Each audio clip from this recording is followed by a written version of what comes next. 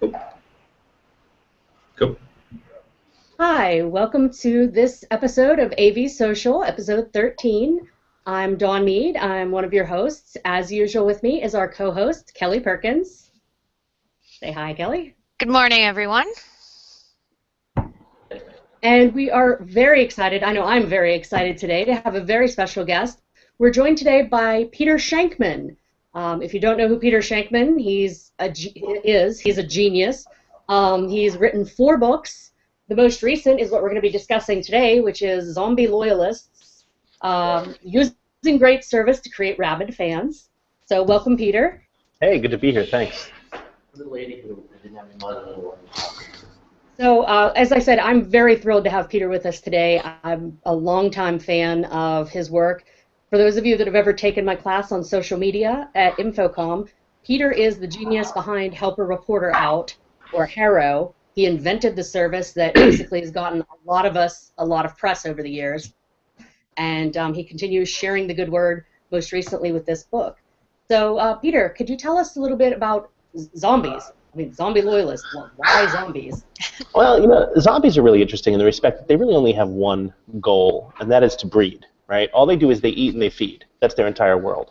And so a zombie loyalist sort of has that same one goal, but for your business. He's had such an amazing experience with you that all he wants to do is have a great time wherever he is and bring other people to use your business. So whether it's a restaurant or a bar or a car dealership or an airline, or whatever, he knows that he was treated well, and he wants to bring other people to get involved in that. That's great.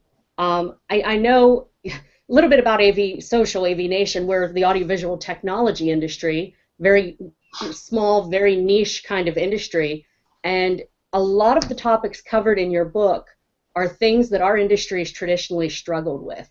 Not just providing service, but building our entire businesses around that service and customer support model. In fact, we're undergoing a sea change in the industry right now where the old model of just selling boxes and installing things is going away, and it's become more of a recurring revenue, a subscription client, AV as a service partnership thing. And I know, reading through this book, I just got it, so I haven't gotten the whole thing read so far. But there were several things that stood out to me that our industry just definitely needs to know. I believe chapter 3 you said, let me find my note here, that we need to embrace our customers and our employees, empower them to help and just embrace the change, embrace the fact that our employees are empowered to go out and speak to customers, that our employees are able to make decisions that impact those customers and don't rely on doing things the way we used to. And go ahead. Well, I mean, you can expand on it much better than I can. There's definitely a change going on in the world. People are realizing about what they can talk about and what they can share, and they're finding that if they share things, they're getting tremendous response from both the companies and the customers and their friends as well. The issue is, the internet sort of runs on 2 things: bragging and drama. Bragging is, look at my upgrade, look at how well I was treated. Drama is, look at how horrible I was treated, look at the delays I'm having, look at how undercooked my steak was.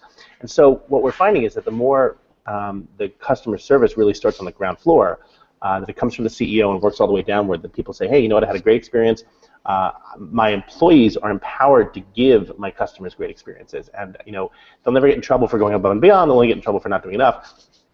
That really sort of grows, and so the change that we're all seeing is that companies really want to grow their brands, not just using social media, not jumping on a bandwagon and saying, look at how freaking awesome I am, but rather doing amazing things so that the employees are doing such amazing things that the customers see that, and the customers say, look at how amazing this brand and this product is. It's much more believable when it's a friend of yours saying how great a company is versus the company itself. Absolutely. Kelly, do you want to jump in at any point? Yeah, no, I think it's really interesting. I used to work for a manufacturer, so we sold products. My entire career I've sold products, whether it's software, hardware, and now I work for an AV, and we're basically a services company, and it's just interesting how different marketing, a service is versus marketing a product, because sometimes the products can speak for themselves, et cetera, but when you're marketing a service, you're really marketing your people. That's the thing. You really are. All you have is your people. At the end of the day, I'm not, whether I get a steak at this place or at that place, the price is pretty much the same. It's all about the experience I have. It is, and it's amazing, and it's fun, but at the same time it's slightly terrifying. And I've only been in the services industry not even a year yet, and I've done a lot of trial and error and stuff. And I mean, is there anything that you would recommend as far as working within an organization to promote the empowerment of employees, promote customer service that way? I think at the end of the day, what you really want to do is you want to focus on employee value. You want to show the employees that what they do matter. They're pretty awesome, and that treating them well really shows it gives them a sense of unity, and it gives them a sense of empowerment, and it gives them a sense that they really have, they matter.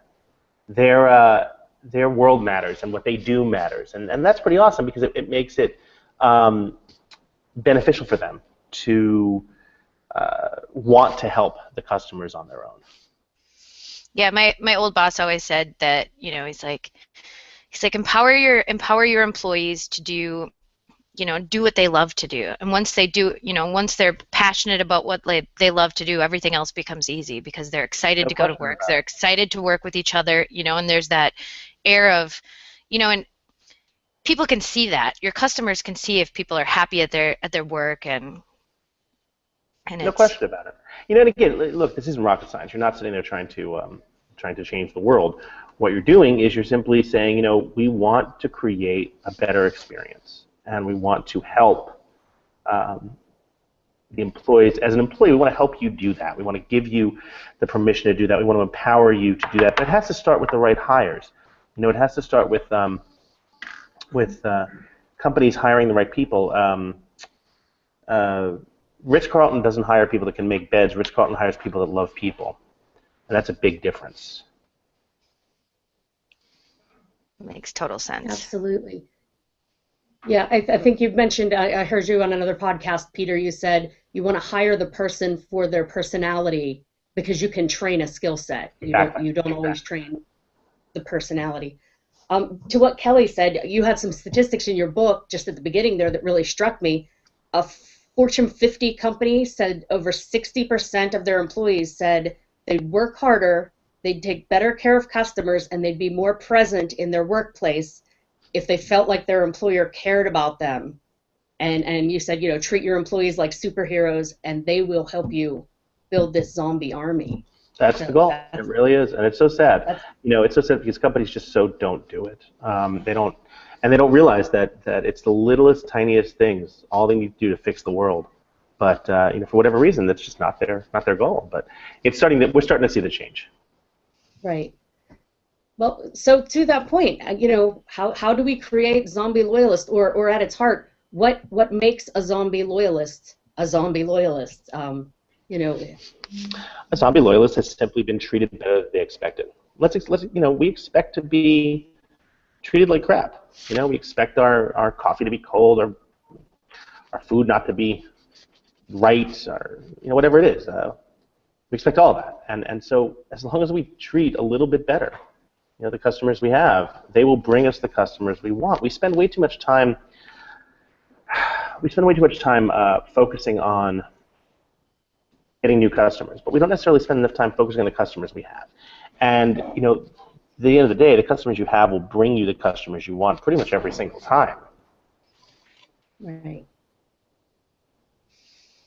That's very true. And when I started with the company I'm with currently, NetAV, we had a big name recognition problem because nobody had ever heard of us. But one thing that we had was a core of very dedicated. We had zombie loyalists. We had some very dedicated customers we work in the government space, and with some of these agencies, we had our zombies, and they just kept bringing us business, and that's how the company stayed intact. And now we're starting to get name recognition. But you're absolutely right. So just treat people well, treat them better. I mean, it just sounds too easy. It sounds too easy, man. Well, and that's the problem is that, like I said, we expect such a small. We don't expect anything good to happen, and so it doesn't know how much to have. It's so unbelievably easy to create zombie loyalists just because we expect crap, and just a little bit better than anything is enough to do that. And I'm not telling you have to spend millions of dollars or change the world or anything like that, but it's a little tiny stuff. Take it a step up. That's really all it is. Taking, I tell my clients, I don't need you to be awesome. I just need you to be one level above crap. Right. So, and Don, you had mentioned this before too. Like, it's a little bit of a culture shift. I feel like, in the past, and even still to this day, there are so many companies that focus on, just specifically revenue and this and that and processes and whatnot. I mean, how would you recommend a company, take that culture shift? I mean, does it go from the top down? Can you give us some advice on how to make that shift? Yeah, it has to start from the CEO. The CEO has got to start, and it has to come down from that. If it doesn't come down from that, you're going to have a world where the employee says, well, why should I bother if the CEO doesn't even care? And that's a problem. And the CEO has to show that they do. Can you give us some examples of just, tiny little steps and ways of doing that? I mean, is it something where the CEO gets in front of everyone? Is it something where the CEO just kind of gives, a little incentive? I mean, can you give us some examples of that? For instance, there are countless times where people have problems with a company and they write to the CEO. The CEO is simply responding and showing to people that it works, saying, hey, you know what? This is the buck stops with me. We screwed up. I'm going to make it better. The simple act of doing that shows that people care. Creating those loyalists who want to go out and tell the world, it's because they've usually had a great experience. There's no greater lover than a former hater. And there's a great in the book I mentioned a woman who in the 1970s wanted to open a charge account with Tiffany's, and she was denied. And so she sent a letter to the CEO explaining why she should qualify for one. She's a young woman. She's just starting just out of school, has a job. The job pays well. She can afford it. And the CEO replied with, will open. Thank you for your letter. And to this day, she's kept that letter framed, and she spends all her money at Tiffany's. It's the kind of thing where there's no way she would ever shop somewhere else because they cared. And that's the CEO showing that it matters. That's so funny that you mentioned that, though, because, long story short, I had a really, really terrible experience at the Wynn Casino in Las Vegas. It was awful. And I took the time to handwrite a letter, to the CEO, and I never heard of it. And to this day, it's like, I will not recommend anybody go there. I will vocally say how much I dislike it and whatnot. So it's just, you're totally right. That's a prime example. Yep. No question about it. It's so easy to do. It's just so easy to do. That's the part that kills me. And had somebody taken 5 minutes to actually, write a response, it didn't even have to come from him, just anyone. Correct. You know what I mean? My mind would have totally been changed. But to this day, I will never stay there. No question about And it. that's what I love about your books in general, Peter. I own at least 3 of the 4 books you've written, but every one of them is so full of examples of companies that go above and beyond, as well as sometimes companies that just don't hack it. Mm-hmm. And one of my favorites so far from Zombie Loyalists is your Labradoodle story with your banking. And I love that story. Yeah, please share it with us, because it's a perfect example of not just a CEO but like a branch manager being able to. Very simply, I was with Chase Bank, and I asked. And I went in to Chase Bank with my dog, and he's a Labrador Poodle mix at the time. He's since passed away, but he's a Labrador Poodle mix, and he was just a great dog. But he was a Muppet. He would never hurt anyone. He was pretty awesome. And Chase made me leave. Oh, you can't have banks in here. Not okay, and not allowed. I'm like he's a Muppet. He's not going to hurt anyone. I'm just depositing this check. So they kicked me out, and. I was okay, well, the hell with that. And I went across the street to TD Bank. And TD Bank was like, this is the greatest dog we've ever seen. This is awesome. We love this dog. Oh, my God. And I've since had like 10 accounts with that bank. And, Chase hasn't gotten a penny from me, and all they needed to do was just be a little nicer, and they haven't gotten anything from me. So they learned a lot. Well, they probably didn't learn a lesson, but I like to think they did. Well, I think they're going to learn the lesson since now they're called out in a book, that it's being read by millions of people that I hope so. for being stupid. But it's that point that some of these little things that we do or don't do make a huge difference. You cited an Accenture study from 2012 that 66% of customers will spend more money with a company that provides great service, but more importantly, 85% left a company that they would continue to do business with if they had just acted differently in a problem situation, which, that's what happened with Kelly and Wynn. They didn't act right with the problem. Had they just, taken a step up, even if it's just the concierge saying, well, here's a dinner on us. Amazing, Sorry isn't it? for your problem. Yeah. It's amazing. So, and it's sad. It really is. So let's see. Kelly, any other questions here for Peter?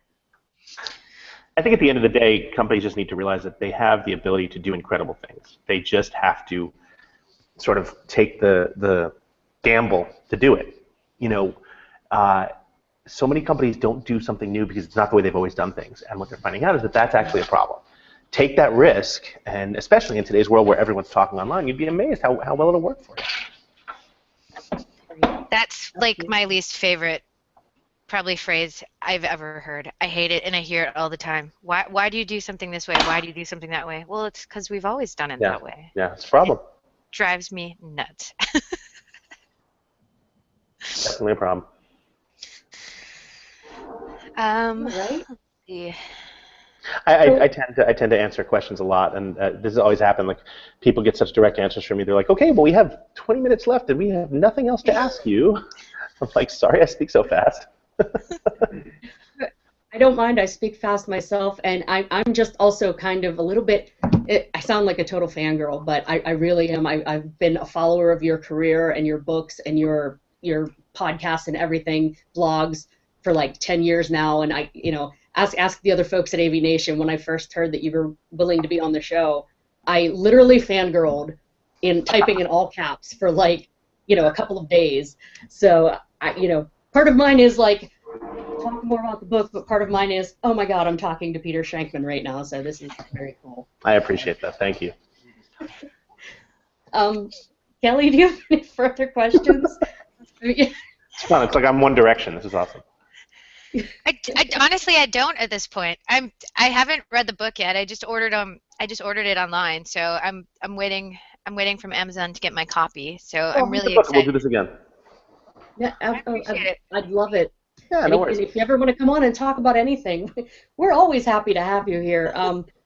For everybody watching out in AV Nation, the whole reason that I am AV Dawn and host the show and teach at Infocom is this man sitting here. I mean, seriously, I found your helper reporter out back in 2008 or something, and it was right when I first got on Twitter and first started some of this stuff, and it made me seem like a genius. And I tell people that in my class. Help a reporter out and read Peter Shankman, and you will seem like a marketing genius, even if you're making it up as you go along. So thank you for my career. Glad I could do it. So I'm apparently you don't have my correct address because my my reciprocity checks of 10% of your gross salary hasn't come in yet, but it's okay. We'll talk to Megan. I'll take that off list. Yeah, it's probably Megan's fault, right?